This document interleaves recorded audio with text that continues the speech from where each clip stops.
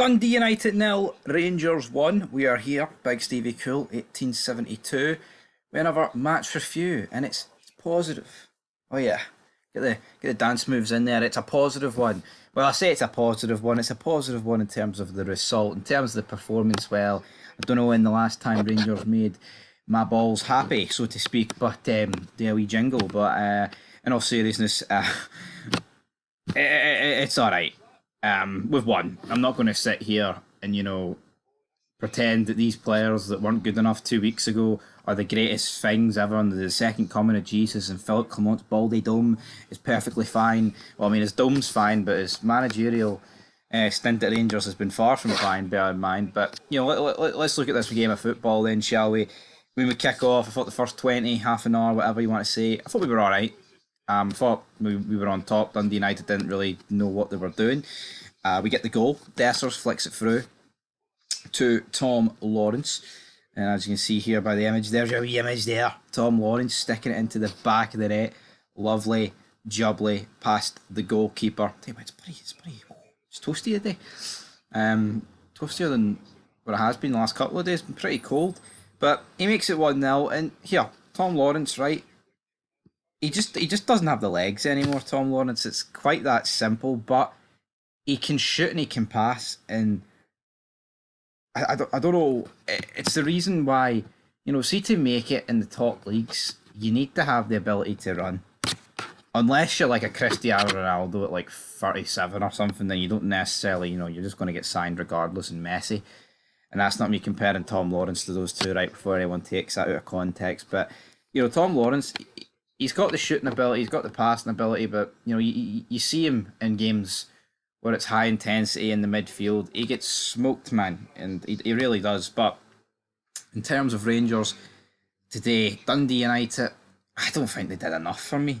Now, I'm glad they didn't, but, people always talk about this league and how we undersell it and things like that.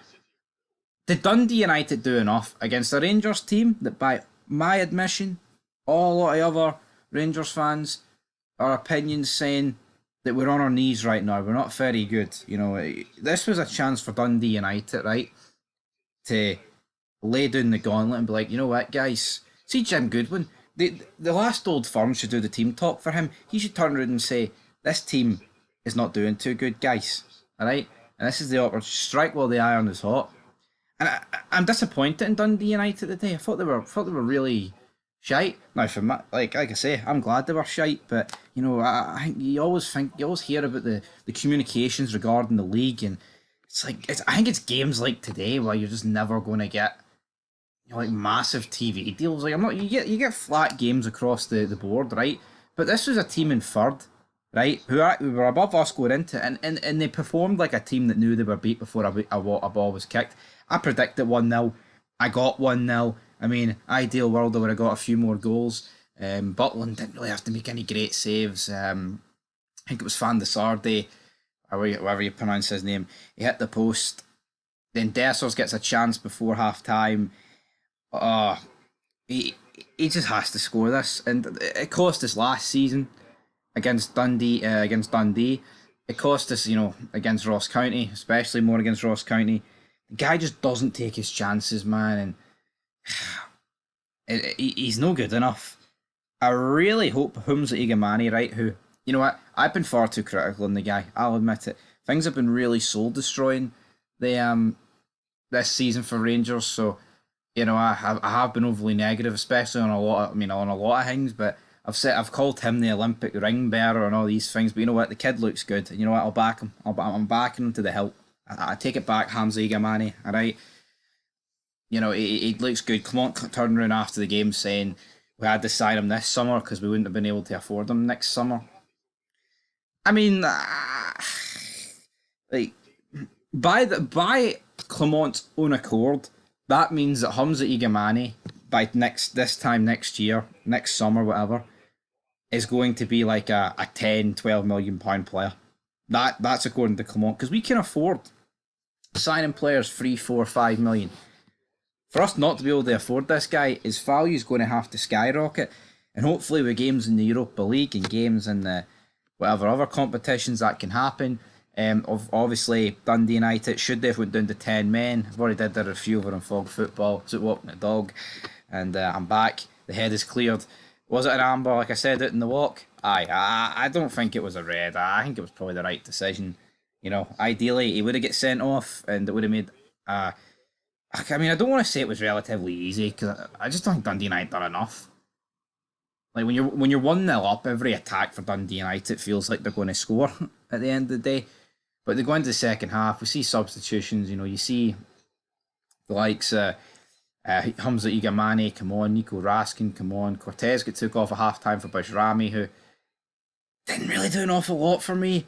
A lot of us were like, oh, why is Clement not starting him? And I think he still should have started, but I don't know. Bajrami didn't really do an awful lot for me. He kind of looked. He didn't look fit to me. And he's like 24 and his hairline's out the window, but a lot of us can relate. Well, he's 25, isn't he? 26, I don't even know. But yeah, I mean, then Kazim Weirjo was linked with a late coming on. He's going to come on for Tav, right? And to me, that sums up James Tavernier, that this substitution was even in Clement's head. We're 1-0 up away. We're a wee bit under the cosh, but not massively pressurised. And you're going to take off the captain, who's supposed to be a leader, by the way. You're going to take off the captain when we need to hold it and pick up the points. To me, that just sums up that James Tavernier isn't a captain. See, your captain, man, they stay on to the end. Normality. I think the only reason why your captain wouldn't stay on is if you need a goal and you just take your captain off to bring on like another striker. But James Tavernier, he likes a goal, he likes an assist. So James Tavernier probably wanted to go up front, but the final whistle went. It's like the last 10 minutes, like Ian Crocker, Rangers fans will be delighted to know they're going to add on 3 minutes. 3 minutes. Not quite 4 shots on target, but it's 3 minutes. But yeah, the whistle went. It was a pretty dire game of football, man. But I don't care. We need to win games, Rangers. I see the league table, right? I'm not going to look at it. I'm going to try and forget about it. Now, obviously, when I do the SPFL review show over on Fog Football, and a part of that show is looking at the league table, I can't exactly close my eyes and be like, yeah, that's good, that's good. I have to just, embrace it and look at it. But, we're 5 points behind Celtic and Aberdeen. Next week, we're obviously in the Cup. And that is my focus, the Cup. We're back at Ibrox, We've won today. We've bounced back. Doesn't mean you give these players a clean slate as well with the manager, because they've not been good enough, and they've bottled it and they've bottled it and they've bottled it. But you know what? We won. We move on into Ibrox next week. Hopefully go through to the semi-finals. Anyway, guys, hopefully you enjoyed that wee match review. And we'll be back next week. And midweek, check out Fog Football. There's going to be a lot of action covered over the next coming days. And peace.